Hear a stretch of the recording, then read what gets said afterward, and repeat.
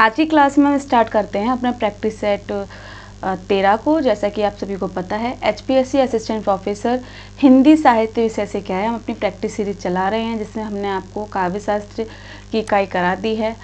दूसरी हमारी जो इकाई चल रही है हिंदी साहित्य का इतिहास, इसमें हमने आपको देखिए 12 प्रैक्टिस सेट करा दिए हैं। ठीक, तो आज जो हमारा सेट होने वाला है वो कौन सा है, 13। तो चलते हैं अपने क्लास की तरफ। तो पहले मैं आपको बता दूं कि इस क्लास में क्या है, हम भक्ति काल से संबंधित क्वेश्चन करेंगे। ठीक है, तो चलते हैं अपने पहले क्वेश्चन की तरफ। तो क्वेश्चन क्या कह रहा है कि रुद्र संप्रदाय किससे संबंधित है। रुद्र संप्रदाय किससे संबंधित है। यहाँ पर ये आचार्य लिखे हुए हैं, बल्लवाचार्य से या फिर शंकराचार्य से या फिर माधवाचार्य से या निब्राकाचार्य से। ठीक है, ये आप ऑप्शन लिखे हुए हैं। मैं बात करूं कि भक्ति काल में कितने दर्शन या संप्रदाय आपको देखने को मिलते हैं। तो देखिए, ये जितने भी संप्रदाय हैं, और या कह लें जैसे आपका विशिष्ट द्वैतवाद हो गया, द्वैताद्वैतवाद हो गया, द्वैतवाद हो गया, शुद्धाद्वैतवाद हो गया, ये आपके संबंधित हैं वैष्णव, यानी कि विष्णु से, है ना, विष्णु के रूप से, चाहे वो कृष्ण भक्ति से हो या फिर राम भक्ति से हो। तो प्रश्न समझिए कि रुद्र संप्रदाय किससे संबंधित है। तो अगर मैं बात करूं कि रुद्र संप्रदाय किससे संबंधित है, यदि आपने शुद्धाद्वैतवाद को पढ़ा होगा तो आप बता सकते हैं कि रुद्र संप्रदाय किससे संबंधित है, बल्लवाचार्य से।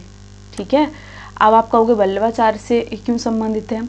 आप बल्लवाचार्य को तो जानते ही होंगे, कृष्ण भक्त के कवि रहे हैं ये, है ना।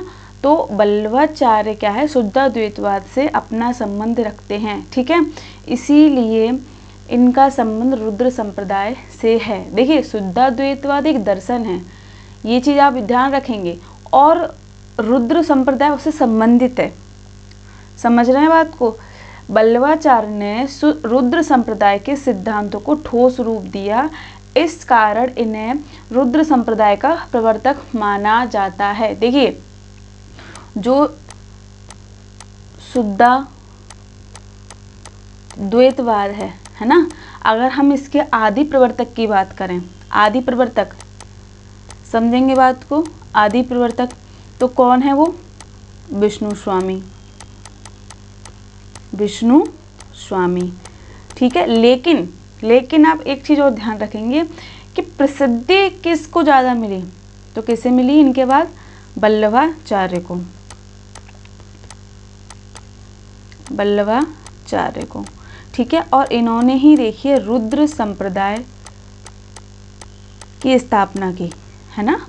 तो ये चीज़ आपको ध्यान रखनी है। देखिए, अगर हम बात करें कि शुद्धाद्वैतवाद है क्या, देखिए हर किसी का अपना एक विचार होता है किसी भी चीज़ को लेकर।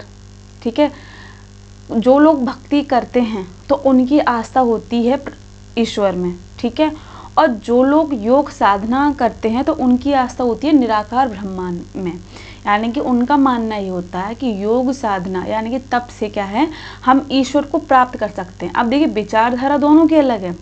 वहीं दूसरी तरफ जो ईश्वर में विश्वास रखते हैं, है ना, वो भक्ति के माध्यम से क्या है, ईश्वर को प्राप्त करना चाहते हैं। ध्यान रखेंगे आप बात को। वहीं अगर हम बात करें शुद्धाद्वैतवाद की, तो शुद्धाद्वैतवाद जो है इसके प्रवर्तक विष्णु स्वामी रहे। तो देखिए, विष्णु स्वामी का मानना ये था कि इनके आराध्य कौन है, ये भी चीज़ आपको ध्यान रखनी है। आराध्य कौन है, श्री कृष्ण। ठीक है, अब इन्होंने श्री कृष्ण के कौन से रूप को अपनाया है, ये भी महत्वपूर्ण है। तो श्री कृष्ण के इन्होंने योगेश्वर रूप को अपनाया। ठीक है, तो इन्होंने क्या बोला, देखिए कुछ जो जैसा मैं आपको बता रही, योग साधना में जो लोग रहते हैं उनका मानना ये होता है कि संसार एक मोह माया है। ठीक है, इससे विकृति जितनी जल्दी हो जाए उतना ही अच्छा है। वहीं इन लोगों का क्या मानना है कि जगत सृष्टि करते हुए भी ईश्वर अलिप्त है, जैसे कमल कीचड़ में, यानी कि जो ये संसार है, तो इन्होंने इसे क्या माना है कि इसमें सब हर तरह का इंसान आपको देखने को मिलेगा। गुड़ी अवगुड़ी हर तरीके का, है ना। तो इन्होंने देखिए श्री कृष्ण को कमल के समान माना है, योगेश्वर तो माना ही है, लेकिन जो उपमा दी है कि जिस प्रकार कीचड़ में कमल खिलता है, ठीक उसी प्रकार क्या है इस सांसारिक मोह माया या द्वंद्व में क्या है, ईश्वर का अस्तित्व रहता है। दूसरी बात देखिए इन्होंने किस माध्यम से भक्ति को आगे बढ़ाया, तो इन्होंने प्रेम भक्ति से, प्रेम, ठीक है, प्रेम के माध्यम से। अब देखिए प्रेम भी कैसा, ईश्वरीय प्रेम, है ना। आप देखिए कुछ लोग इतना ईश्वर में रम जाते हैं। अगर मैं श्री कृष्ण की ही बात करूं तो कुछ लोग इतना अपने बच्चे की तरह उनका ख्याल रखते हैं, है ना, ये उनकी आस्था है। लेकिन एक पक्ष तो ये है कि वो आस्था है उनकी, है ना, जो सच्चे होते हैं उनकी आस्था अलग दिखती है। लेकिन अभी आप ट्रेंड देखिए सोशल मीडिया पे ये चीज़ चलाने के लिए लोग कुछ झूठ का भी सहारा लेते हैं, ठीक है। जो दिखावा करते हैं वो तो दिखावा ही है ना, पर जो सच में बच्चे की तरह इन्हें पूछते हैं, पालते हैं, किसी की मान्यता है ये, तो ये इनका भी मानना यही है। जो बल्लवाचार्य हैं या विष्णु स्वामी हैं, इन्होंने यही कहा है कि संसार में सत्य क्या है, जगत को उन्होंने सत्य माना। संसार में वर्चस्व किसका है, श्री कृष्ण का। किस रूप को उन्होंने जाना, योगेश्वर। दूसरी बात देखिए इन्होंने प्रेम के माध्यम से भक्ति की, ठीक है। तो आपने एक चीज़ देखी होगी कि जो बल्लवाचार्य हैं या शुद्धाद्वैतवाद है, उसमें देखिए अनुग्रह से पुष्टि मार्ग आपने सुना है ना, तो पुष्टि मार्ग इन्हीं से संबंधित है, ठीक है। समझ रहे हैं आप बात को। तो रुद्र संप्रदाय किससे संबंधित है, बल्लवाचार्य से, क्योंकि इन्हें इनका प्रवर्तक भी माना जाता है। और जो रुद्र संप्रदाय है वो किससे संबंधित है, शुद्धाद्वैतवाद से, ठीक है। शुद्धाद्वैतवाद के आदि प्रवर्तक विष्णु स्वामी हैं। और इसके बाद सबसे ज़्यादा ख्याति किसे मिली, बल्लवाचार्य को मिली। इसमें किसे आराध्य माना जाता है, श्री कृष्ण के किस रूप को, योगेश्वर रूप को। इसमें भक्ति किससे की गई है, प्रेम भक्ति। समझ आ रही है बात को। अब देखिए यहाँ आपने 3-4 चीज़ें एक क्वेश्चन में समझी। शंकराचार्य का मैंने आपको बताया कि ये अद्वैतवाद के प्रवर्तक हैं, ठीक है, अद्वैतवाद के प्रवर्तक हैं। और इनके अगर संप्रदाय की बात करूं तो स्मार्त संप्रदाय इनसे संबंधित है। मध्वाचार्य मैंने आपको बताया, मध्वाचार्य जो हैं वो द्वैत संप्रदाय के प्रवर्तक हैं, ठीक है। और द्वैतवाद के प्रवर्तक हैं। और ब्रह्म संप्रदाय इनके जो दर्शन है उससे संबंधित है। निब्राकाचार्य ये द्वैतवाद से अपना संबंध रखते हैं। और इनसे क्या है, हंस और सनकादिक संप्रदाय संबंधित हैं। देखिए अभी आपको ये चीज़ें थोड़ी डिफ़िकल्ट सी लग रही होंगी, लेकिन आपको ये याद करनी पड़ेंगी, क्योंकि यहाँ से देखिए एक ना एक क्वेश्चन बनता ज़रूर है, ठीक है। दर्शन से या संप्रदाय से आपको एक क्वेश्चन देखने को ज़रूर मिलेगा। तो आप अगर ध्यान से ट्रिक के साथ पढ़ेंगे तो आपको आसानी से याद हो जाएगा, ठीक है। चलते हैं अपने अगले प्रश्न की ओर। तो अगला प्रश्न देखिए कि हंस सनकादिक संप्रदाय संबंधित है, यानी कि हंस सनकादिक संप्रदाय किससे संबंधित है। ऑप्शन में देखिए अद्वैतवाद से, शुद्धाद्वैतवाद से, या द्वैताद्वैतवाद से, या विशिष्ट द्वैतवाद से। मैंने आपको बताया अद्वैतवाद का संबंध किससे है, शंकराचार्य से, शंकराचार्य से, ठीक है। दर्शन कौन सा आएगा इसमें, सॉरी अद्वैतवाद एक दर्शन है, और संप्रदाय कौन सा आएगा, स्मार्त संप्रदाय, ठीक है। शुद्धाद्वैतवाद मैंने पहली क्लास में ही पहले क्वेश्चन में ही आपको बता दिया कि शुद्धाद्वैतवाद के प्रवर्तक कौन है, विष्णु स्वामी। उसके बाद ख्याति सबसे ज़्यादा किसी मेरी बल्लवाचार्य को। और अगर हम बात करें संप्रदाय की तो इनका संबंध किससे है, रुद्र संप्रदाय से, ठीक है। रुद्र संप्रदाय के प्रवर्तक मैंने आपको पहले क्वेश्चन में बता दिया कौन है, बल्लवाचार्य। द्वैताद्वैतवाद, देखिए द्वैताद्वैतवाद के संपादक कौन है या कह ले प्रवर्तक कौन है, तो प्रवर्तक कौन है इनके, निम्बार्काचार्य, ठीक है।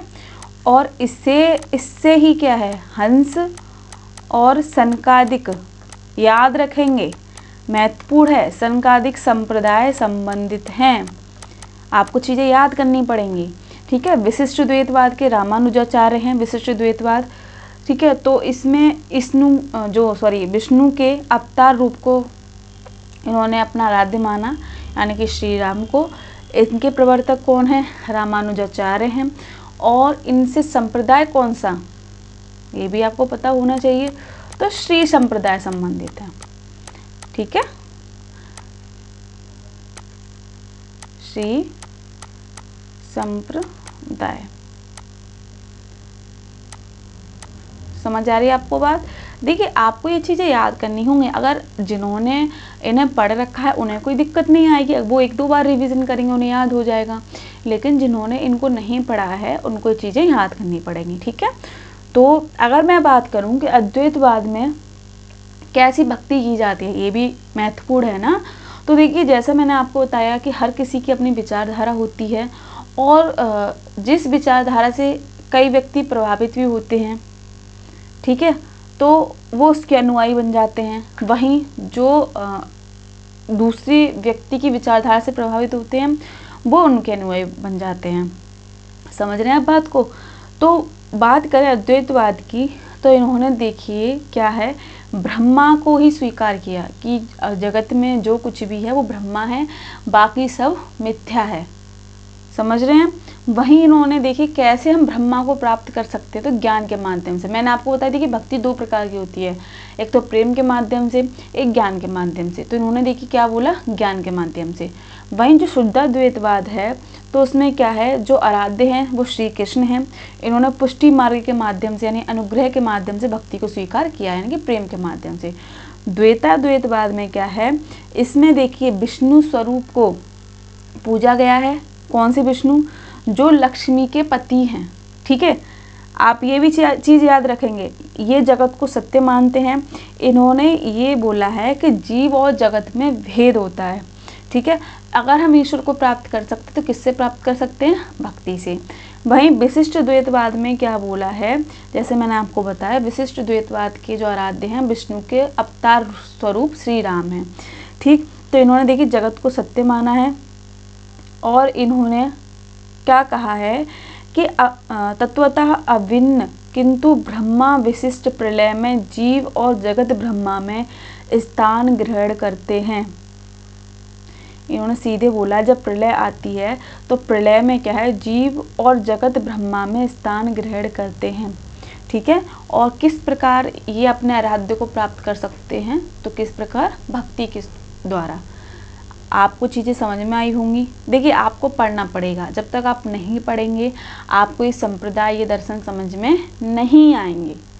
ठीक है, तो चलते हैं अपने अगले प्रश्न पर। तो अगला प्रश्न देख लेते हैं कि गौड़ीय संप्रदाय के प्रवर्तक। महत्वपूर्ण प्रश्न। देखिए अब तक जो प्रश्न हम आपको करा रहे हैं, प्रश्न हम ऐसे ही रख रहे हैं जो किसी ना किसी परीक्षा में पूछे गए हैं, या जिनकी संभावना परीक्षा में आने की है। ठीक, तो गौड़ीय संप्रदाय के प्रवर्तक हैं, अब आपको ये बताना, रामानंद, रामदास, अग्रदास, चैतन्य महाप्रभु। अगर आपने गौड़ीय संप्रदाय पढ़ा होगा तो चैतन्य महाप्रभु क्या है, इसके प्रवर्तक हैं। ठीक है, अगर मैं बात करूं रामानंद की, तो रामानंद किस संप्रदाय के प्रवर्तक हैं, तो किसके हैं ये भी पता होना चाहिए, पूछा जाता है। रामावत संप्रदाय, रामावत संप्रदाय। ठीक है, वहीं अगर मैं बात करूं रामदास की, तो ये देखिए रामदासी संप्रदाय के प्रवर्तक हैं। अग्रदास, महत्वपूर्ण, रसिक संप्रदाय। ये प्रश्न पूछा गया कि रसिक संप्रदाय के प्रवर्तक कौन हैं, तो कौन है? अग्रदास हैं। ठीक है, तो देखिए आपको एक ही क्वेश्चन में जो हमने 4 ऑप्शन दिए, तो उसमें हमने 3 आपको अलग से एक्स्ट्रा बता दिए, है ना। तो देखिए आप अगर आप क्लास देखेंगे तो आप ये चीज़ नोटिस ज़रूर करेंगे कि एक क्वेश्चन के साथ हम आपको 2-3 चीज़ें एक्स्ट्रा बताते ही बताते हैं। ठीक, तो चलते हैं अपने अगले प्रश्न की ओर। तो सखी संप्रदाय के प्रवर्तक हैं। अब देखिए आपको क्या है, सखी संप्रदाय बताना है, तो ऑप्शन देख लेते हैं। पहला है पुंडलिक, चक्रधर, जीवाराम, रामचरण दास। तो देखिए वारकरी संप्रदाय के प्रवर्तक कौन हैं? पुंडलिक। तो ऑप्शन कौन सा सही होगा हमारा? ए। वहीं अगर मैं बात करूं कि चक्रधर किस संप्रदाय के प्रवर्तक हैं, तो ये महानुभाव, याद रखेंगे, पूछा जाता है, महानुभाव संप्रदाय के प्रवर्तक हैं। और जीवाराम किस संप्रदाय के प्रवर्तक हैं? तत्सुखी, ये भी पूछा जाता है, तत्सुखी संप्रदाय के प्रवर्तक हैं। और रामचरण दास स्वसुखी, ये जो दो विद्वान हैं इनके अगर संप्रदाय को देखिए तो सिर्फ 1-1.5 अक्षर का फर्क है। जीवाराम तत्सुखी के हैं और जो आपके रामचरण हैं वो स्वसुखी संप्रदाय के प्रवर्तक हैं। याद रखेंगे, पुंडलिक हो गए वारकरी संप्रदाय के प्रवर्तक, चक्रधर हो गए मानवा संप्रदाय के प्रवर्तक, जीवाराम हो गए तत्सुखी के और रामचरण दास हो गए स्वसुखी संप्रदाय के प्रवर्तक। ठीक है, चलते अगले प्रश्न की ओर। तो अगला प्रश्न देखिए, कहरा किसकी रचना है? महत्वपूर्ण प्रश्न है। कहरा किसकी रचना है? ऑप्शन देख लेते, कबीर की, रैदास की, दादू दयाल की, सुंदरदास की। तो अगर मैं बात करूं कि आपने कबीर की साखी शब्द रामायणी तो सुनी होंगी, लेकिन इसके साथ देखिए कहरा भी इनकी रचना है। तो इसमें देखिए इन्होंने क्या है, कहार नामक, कहरा में क्या है, कहार नामक लोकगीत का वर्णन किया है। ठीक है, याद रखेंगे। वहीं अगर बात करें तो देखिए इनकी एक और रचना है चांचर, जिसे चरचरी भी कहते हैं, चरचरी भी कहते हैं, हिंडोला भी प्रमतिति, है ना। तो ये सारी कबीर की रचना है। लेकिन देखिए अगर प्रमाणिक माने तो जिस पर सबकी एक कैसे तरह से कहें कि अपनी स्वीकृति दी है, तो साखी शब्द रामायणी को ही सबने कबीर की प्रमाणिक रचना मानी है। लेकिन देखिए कहरा और चांचर ये भी कबीर की रचना मानी जाती है, क्योंकि इसमें कबीर के पद देखने को मिलते हैं। समझ रहे हैं बात को। चलते हैं अगले प्रश्न की ओर। तो अगला प्रश्न देख लें कि दादू ग्रंथावली का संपादन किसने किया? कि दादू ग्रंथावली का संपादन किसने किया? श्याम सुंदर दास ने, हजारी प्रसाद द्विवेदी ने, रामचंद्र शुक्ल ने, या फिर परशुराम चतुर्वेदी ने। अगर मैं बात करूं दादू दयाल की, तो इनकी रचनाएं पहले भी देख लेते हैं। दादू ग्रंथावली किससे संबंधित है? दादू दयाल से, ये भी याद रखना है, दादू दयाल से। अब मैं इनकी रचनाओं की बात करूं तो इनकी रचना है हरड़े बानी, हरड़े बानी। ठीक है, इसके साथ ही अंग बधू, अंग बधू इनकी रचना है। क्वेश्चन हमारा क्या था कि दादू ग्रंथावली का संपादन किसने किया? तो संपादन की बात देखें तो किसने किया है? ये परशुराम चतुर्वेदी ने, परशुराम चतुर्वेदी ने, याद रखेंगे। ठीक है, चलते हैं हम अपने अगले प्रश्न की ओर। देख लेते हैं कि कबीर की भाषा को पंचमेल खिचड़ी किसने कहा? महत्वपूर्ण। अगर हम बात करें कबीरदास की, तो जब हम कबीरदास की भाषा को पढ़ते हैं तो उसमें कई भाषाओं का मेल हमें देखने को मिलता है। ठीक है, जैसे कि आपकी हो गई ब्रज भाषा, राजस्थानी, ठीक है, पंजाबी, अरबी, फारसी। लिख लेते हैं, ब्रजभाषा, ब्रजभाषा, राजस्थानी, राजस्थानी, पंजाबी, पंजाबी, पंजाबी, अरबी, फारसी, है ना। तो श्याम सुंदर दास ने कबीर की भाषा को क्या बोला है? पंचमेल खिचड़ी, यानी कि 5 भाषाओं का मिश्रण। जैसे खिचड़ी बनाते हैं ना, तो खिचड़ी में चावल भी डालते हैं, दाल भी डालते हैं। कुछ लोग देखिए खिचड़ी में कई तरह की दालें डाल देते हैं।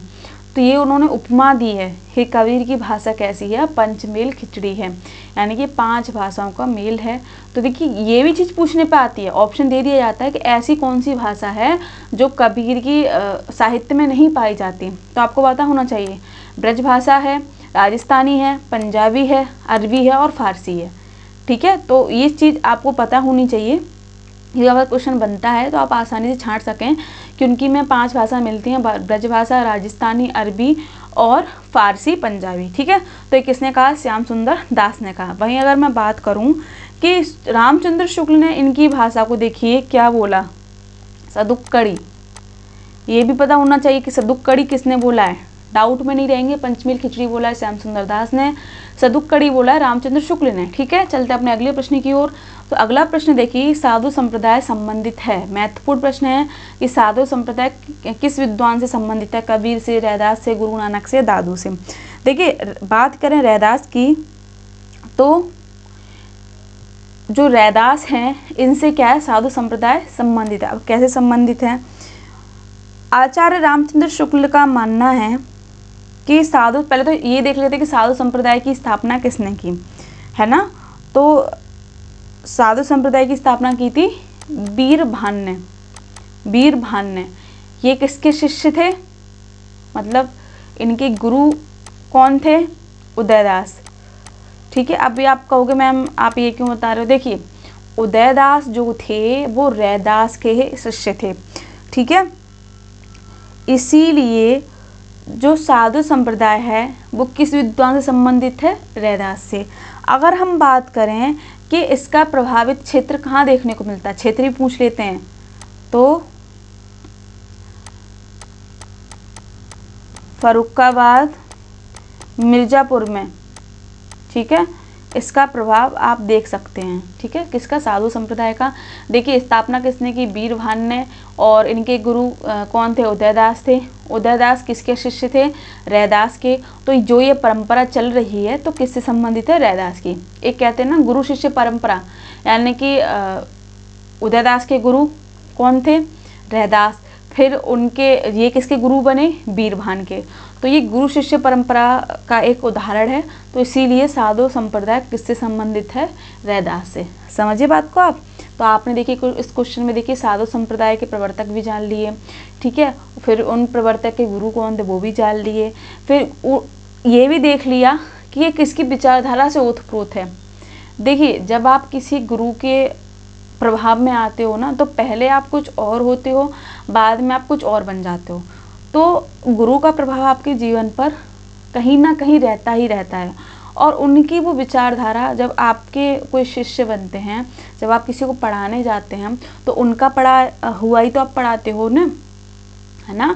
तो यही बात यहाँ कही गई है कि गुरु शिष्य परंपरा चल रही है, तो साधु संप्रदाय कैसे संबंधित माना जाएगा, रैदास से। समझ आई आपको बात। चलते अगले प्रश्न की ओर। अगला प्रश्न देख लें, महत्वपूर्ण कथन है, ये तो ज़्यादातर पता ही होगा अगर आपने कबीर को पढ़ा है। तो ये कथन तो आपने पढ़ा ही होगा कि भाषा पर कबीर का जबरदस्त अधिकार था, वे वाणी के डिक्टेटर थे। यानी कि हजारी प्रसाद जो द्विवेदी हैं, उन्होंने क्या है, कबीर दास को वाणी का डिक्टेटर कहा। मैंने आंसर तो आपको बता ही दिया। तो कौन है, हजारी प्रसाद द्विवेदी। यानी कि कबीर को भाषा का डिक्टेटर किसने कहा है, तो हजारी प्रसाद द्विवेदी ने। चलते अगले प्रश्न की ओर। तो अगला प्रश्न देखिए कि उदासी संप्रदाय के प्रवर्तक कौन है, महत्वपूर्ण प्रश्न है। तो उदासी संप्रदाय के प्रवर्तक कौन है, श्रीचंद। तो श्रीचंद कौन है, गुरु नानक के बेटे। ठीक है, गुरु नानक किसके प्रवर्तक थे, आपके सिख धर्म के। ठीक है, ये भी महान विद्वान रहे हैं, इनकी भी रचनाएं हैं, जैसे जपू जी है, सोहिला है, तो नसीहतनामा है। तो एक इनकी रचना है गुरु नानक जी की। ठीक है, चलते अगले प्रश्न की ओर। ब्रह्म संप्रदाय संबंधित है। अब आपको ये बताना है कि ब्रह्म संप्रदाय का संबंध किस विद्वान या फिर किस गुरु से है। ठीक है, तो ऑप्शन देख लेते हैं, दादू दयाल, सुंदरदास, मल्लुकदास या कबीरदास। तो बात करें ब्रह्म संप्रदाय की, तो ये किससे संबंधित है, आपके दादू दयाल से। किससे संबंधित है, दादू दयाल से। कैसे, जो दादू दयाल थे, जब अपना सत्संग करते थे, तब क्या है, ब्रह्म संप्रदाय की रूपरेखा तैयार होने लगी, जिसे भविष्य में पर ब्रह्मा संप्रदाय भी कहा गया। एक चीज और ध्यान रखेंगे, इसे बाद में देखिए पर ब्रह्मा संप्रदाय भी बोला गया। ठीक है, इसके साथ ही बाद में जो वर्तमान में, या कह लें जैसे पहले ब्रह्मा संप्रदाय हुआ, फिर क्या हुआ, पर ब्रह्मा हुआ, फिर चेंज हो गया, फिर दादू पंथ, है ना, पर परिवर्तन देखने को मिलता रहा। समझ आ रही है बात। किससे संबंधित है, दादू दयाल से। अब चलते अपने अगले प्रश्न की ओर। तो भराने की पहाड़ी किससे संबंधित है? महत्वपूर्ण है, प्रश्न पूछा जाता है। भराने की पहाड़ी किससे संबंधित है? कबीर से, रैदास से, दादू से, गुरु नानक से। तो देखिए भराने की जो पहाड़ी है किससे संबंधित है? आपके दादू से। अब इनका क्या संबंध है? क्योंकि यहाँ इनकी मृत्यु हुई। क्या हुई? मृत्यु। ठीक है। अगर पूछ लिया जाए कि भरानी की पहाड़ी कहाँ है, तो राजस्थान में है। कहाँ है? राजस्थान में, नराना के निकट। नराना के निकट ये कोई स्थान है, तो वहाँ पर क्या है, इनकी मृत्यु हुई थी। ठीक है, चलते अगले प्रश्न की ओर। अगला प्रश्न देख लेते हैं कि सांगानेर संबंधित है।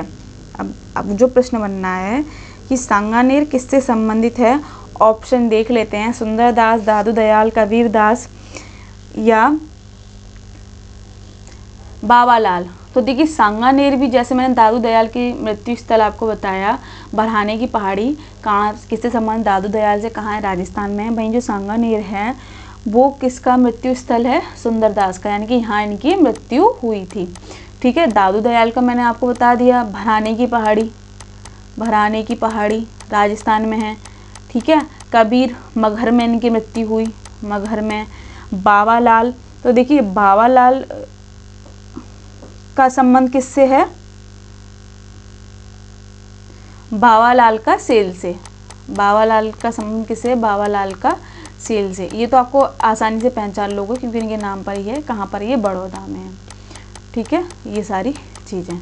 देखिए ऊपर के जो 3 विद्वान हैं उनकी मृत्यु मैंने बता दी कि इनकी सुंदरदास की मृत्यु हुई थी सांगानेर में, दादू दयाल की हुई भराने की पहाड़ी यानी कि राजस्थान में स्थित है ये, कबीर की मगहर में। वहीं अगर बाबालाल से संबंधित कोई स्थल प्रसिद्ध है तो कौन सा है? बाबालाल की शैल।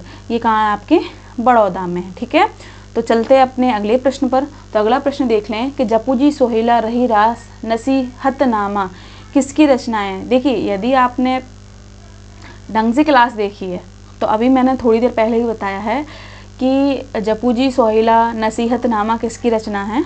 तो आप बता सकते हैं कि जपूजी, सोहेला, रही रास, नसीहतनामा किसकी रचना है? गुरु नानक देव की। ठीक है, ये सिख धर्म के प्रवर्तक हैं, आदि गुरु माने जाते हैं ये। तो आज की क्लास में क्या है, हमने अपने जितने भी संत कवि कह लें, है ना, निर्गुण संप्रदाय के संत कवि जो हैं उनके विषय में चर्चा की, जो महत्वपूर्ण हैं वो क्वेश्चन आपको कराए। आगे की जो क्लास होगी वो हमारी किस पर आधारित हुई? सूफी काव्यधारा पर, है ना। यानी कि इससे पहले जो हमने अभी आपको कराया वो निर्गुण काव्यधारा के ज्ञानश्री काव्यधारा कराई है हमने आपको। उसमें जो महत्वपूर्ण कवि हैं उन विषय में आपको बताया, उनकी जो रचनाएं हैं उनके संबंध में जो कथन है उस विषय पर चर्चा की। अब जो हमारी आगे क्लास आएगी, जो हमारे अगले क्वेश्चंस आएंगे वो आपके सूफी जो कवि हैं उन पर आएंगे। ठीक है, तो यदि आपको इस वीडियो में कुछ समझ में नहीं आया है, कोई आपको डाउट लग रहा है तो आप बता सकते हैं। एक क्वेश्चन शायद यहाँ पर ये रह गया कि सखी संप्रदाय के प्रवर्तक हैं, तो ये भी देख लेते हैं। सखी संप्रदाय के प्रवर्तक हैं, कौन है? स्वामी हरिदास। ठीक है, ये शायद छूट गया था।